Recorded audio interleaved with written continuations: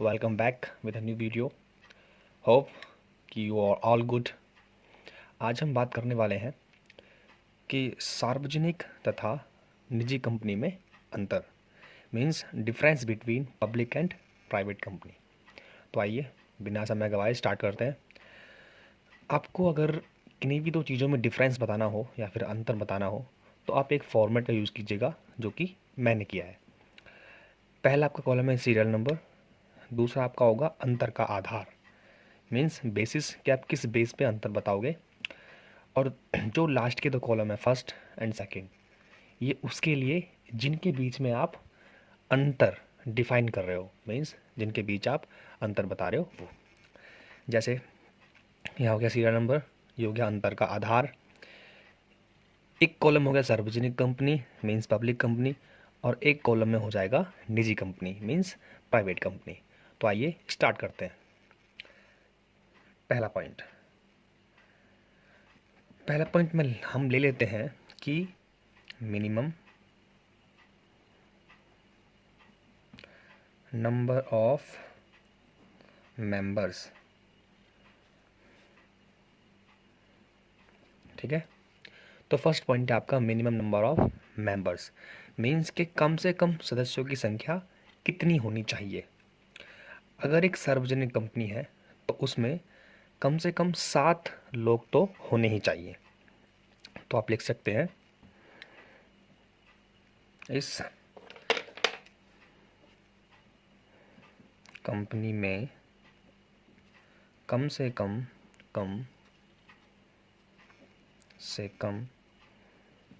7 member यानी लोग होने चाहिए। ठीक है, मीन्स पब्लिक कंपनी में यानी सार्वजनिक कंपनी में कम से कम 7 लोग तो होने ही चाहिए, तभी वो सार्वजनिक कंपनी कहलाएगी। और निजी कंपनी में कम से कम 2, कम से कम। ठीक है, तो कम से कम मेंबर्स की संख्या, मेंबर या फिर मेंबरों की संख्या 2 होनी चाहिए। ठीक है, तो फर्स्ट पॉइंट आपका यहाँ क्लियर हो जाता है कि अंतर क्या है, कि जो कम से कम संख्या है मेंबर्स की, इन the case of public company, सार्वजनिक कंपनी में कम से कम 7 व्यक्ति होने चाहिए और निजी कंपनी में कम से कम 2 व्यक्ति होने चाहिए। First point clear. Second point के बेस जो होगा, आप इसके बेस पे अंतर बता सकते हो कि minimum paid up capital, minimum paid up capital, minimum paid up capital.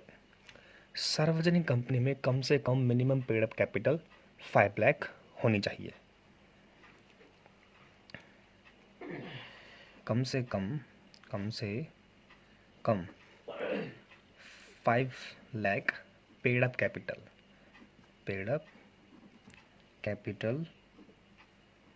होनी चाहिए।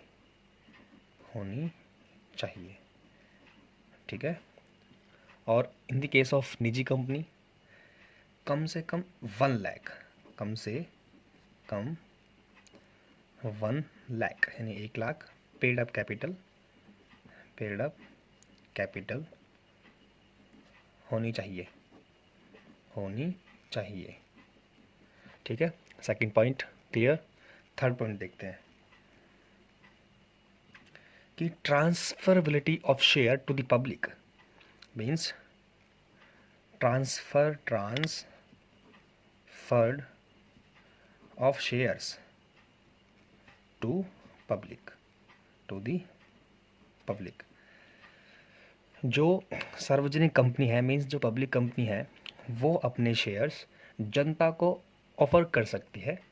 ठीक है, मगर निजी कंपनी जो है वो कभी अपने शेयर्स जनता को ऑफर नहीं कर सकती, इशू नहीं कर सकती। ठीक है, तो लिख दीजिए कि यह कंपनी अपने अंश जनता को निर्गमन कर सकती है। ठीक, और वहीं दूसरी तरफ प्राइवेट कंपनी जो होती है, मीन्स निजी कंपनी जो होती है, वो अपने शेयर कभी जनता को इशू नहीं कर सकती। तो यह कंपनी अंश जनता को निर्गमन नहीं कर सकती।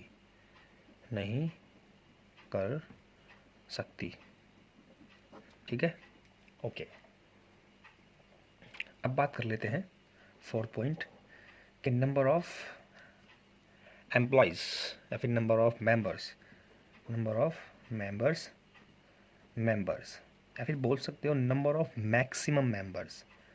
मैक्सिमम मतलब कि ज़्यादा से ज़्यादा कितने मेंबर्स एक कंपनी में हो सकते हैं। In the case of public company मतलब सार्वजनिक कंपनी में नंबर ऑफ मेंबर्स पर कोई रोक नहीं है, कोई रिस्ट्रिक्शन नहीं है। इसमें जितने चाहे मेंबर्स जो है कंपनी के बन सकते हैं। तो लिख सकते हैं आप इस कंपनी में सदस्यों की संख्या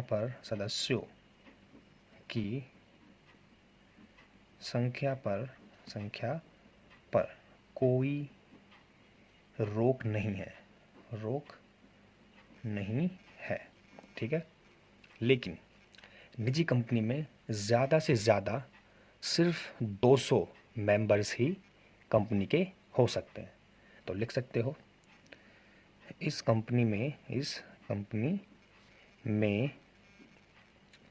200 से ज़्यादा सदस्य यानी मेंबर नहीं हो सकते, सदस्य नहीं हो सकते। ठीक, 4 पॉइंट के 5 पॉइंट देखते हैं। पॉइंट 5 पॉइंट में आप लिख सकते हैं कि यूज़ ऑफ द वर्ड। अब वो क्या वर्ड है, देखो use of the words means कि जो पब्लिक कंपनी होती है, जो प्राइवेट कंपनी होती है, वो अपने नाम के पीछे हमेशा लिमिटेड, एलटीडी, ओनली इस शब्द का यूज़ करती है। और जबकि जो निजी कंपनी होती है मतलब जो प्राइवेट कंपनी होती है, वो अपने नाम के पीछे हमेशा प्राइवेट लिमिटेड वर्ड का यूज़ करती है। तो आइए लिखते हैं यह कंपनी अपने नाम के पीछे लिमिटेड, एलटीडी शॉर्ट फॉर्म में लिख देता हूँ, एलटीडी का प्रयोग करती है। जबकि निजी कंपनी में यह कंपनी अपने नाम के पीछे पीवीटी मतलब प्राइवेट, एलटीडी मतलब लिमिटेड के प्राइवेट लिमिटेड वर्ड का यूज़ करती हैं, का प्रयोग करती हैं। ठीक है, 5 पॉइंट क्लियर हो गए आपके। 6 पॉइंट अगर हम देखें, पॉइंट नंबर 6, तो 6 पॉइंट पर हम लिख सकते हैं नंबर ऑफ डायरेक्टर्स। ठीक है, नंबर ऑफ डायरेक्टर्स। ठीक है, तो number of directors in the case of public company में कम से कम 3 डायरेक्टर्स तो होने ही चाहिए। ठीक है, तो है लिखो इस कंपनी में कम से कम 3 डायरेक्टर को बोलते हैं संचालक, 3 संचालक होने चाहिए। ठीक है, और निजी कंपनी में कम से कम 2 होने चाहिए। तो लिख सकते हैं इस कंपनी में कम से कम 2 संचालक होने चाहिए। ठीक है, 6 पॉइंट क्लियर हो गया। आई थिंक मेरे हिसाब से 6 पॉइंट्स काफ़ी हैं। थोड़ा और जान लेते हैं थ्योरेटिकली कि नंबर ऑफ़ डायरेक्टर्स का अगर मैं पॉइंट लूँ कि एक कंपनी में हम ज़्यादा से ज़्यादा 15 नंबर ऑफ़ डायरेक्टर्स अपॉइंट कर सकते हैं। ठीक है, पहली बात तो ये कि हम एक कंपनी में ज़्यादा से ज़्यादा 15 संचालक अपॉइंट कर सकते हैं, मतलब बना सकते हैं। ठीक है, अगर कोई कंपनी 15 से ज़्यादा डायरेक्टर अपॉइंट करना चाह रही है तो उसे एक स्पेशल रेजोल्यूशन पास करना होता है बोर्ड ऑफ मीटिंग में, जो भी उनकी होगी बोर्ड ऑफ मीटिंग, तो उसमें एक रेजोल्यूशन पास करना पड़ेगा। तो उसके बिहाफ पे आप जो है 15 से ज़्यादा डायरेक्टर्स रख सकते हैं और इसके लिए तुम्हें सेंट्रल गवर्नमेंट से कोई परमिशन लेने की ज़रूरत नहीं पड़ेगी। ठीक है, hope so these points are clear. Thank you so much for watching this video.